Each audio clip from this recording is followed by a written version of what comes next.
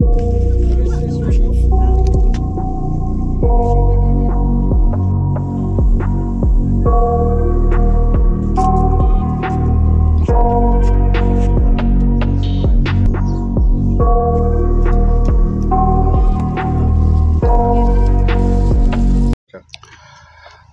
दुखुनांथाव भाबै बे फुलकुमारि गामियाव रबिन मार्डि नि न'आ बहाय खामनानै सयहांगार जादों। गासै गंब्रै न' दङमोन आरो बे न'आव जिखिनि जाग्रा लोंग्रा माइ दै सि जोम गासैबो गासिबो खामनानै सयहांगार जाजोब्बाय।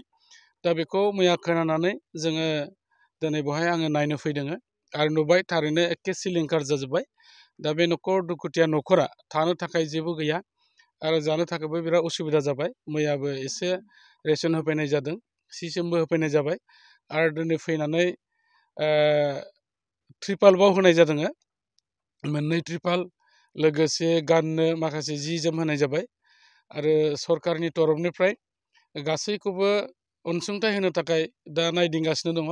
अलरेडि पुलिस रिपर्ट लानाय जाबाय आरो दा बावैसो जिहेतुके बे ओनसोला फरेस्ट रिजार्भआव गोलैयो, रेन्जार बिथाङाबो फैगासिनो दङ आरो गासैखौबो नायदिंखांनायनि उनाव गासैखौ रिपर्टखौ साबमिट खालामनायनि उनाव बेयावहाय जिखिनि खथि जाबाय, खहा जाबाय, बे खहा जानायनि थाखाय बे न'खराव सरकारनिफ्राय माबा मोनसे अनसुंथाइखौ थाबैनो होनाय जागोन। फुंबिलि समावबो गुबुन मोनसे जायगायाव थांनाय नुदोंमोन, मा जायगा? दिनै आरोबाव जोङो मोनसे जायगायावहाय दहाय फुङावहाय नायबोदों, बे जाबाय हावरिया पेट नाम्बार 2। बावहायबो दाखालि अर खामनानै पार्टलि बिनि न'आ एसे खहा जादों आरो बेखौबो दाखालि सरकारनि फालफ्रावबो नायनाय जाबाय।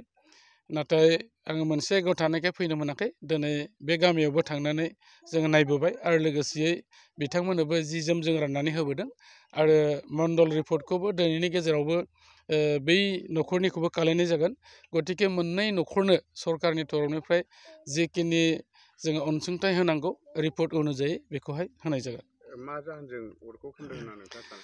दा मोननै दाबनै जायगा, हास्रावबारि नाम्बार 2आव सरि हावरिया पेट नाम्बार 2नि खामनाया जाहैबाय कारेन्टनि सर्ट सार्किट जानानै जादों होननानै जों मिथिनो मोन्दों आरो नैबेना जाहैबाय खाथियावनो मोनसे हाग्रा दङ, बे हाग्रायाव सोरबा अर सावनानै होलांदोंमोन आरो मानसि गैयैनि जाहोनाव बे हाग्रानि अरा बे न'आव।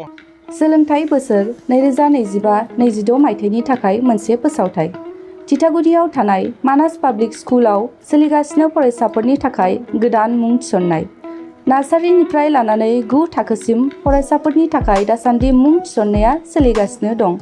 मानास पाब्लिक स्कुला गुन गोनां सोलोंथाइ होनायजों लोगोसे बेयाव फरायसाफोरनि माखासे खाबुफोरबो दं। Basic computer education, English speaking environment, highly skilled and qualified teacher, गासिबो रोखोमनि गेलेमु गेलेनाय आरो योगा क्लासखौ मोनफागोन। लोगोसेनो फरायसुला फरायसुलिफोरनि थाखाय आलादा आलादा हस्टेलनि खाबुबो दं। गोसो गोनां फरायसाफोरा मानास पाब्लिक स्कुलाव नार्सारिनिफ्राय 9 थाखोसिम मुंखौ थिसननो हागोन। मुं थिसननायनि बागै आबुं बाथ्राखौ मिथिनोब्ला नोंथांमोनहा मानास पाब्लिक स्कुलनि जानबुं नाम्बार 6000489621 नङाब्ला 9706475349 आव थोंजोङै सुलाद लानो हागोन।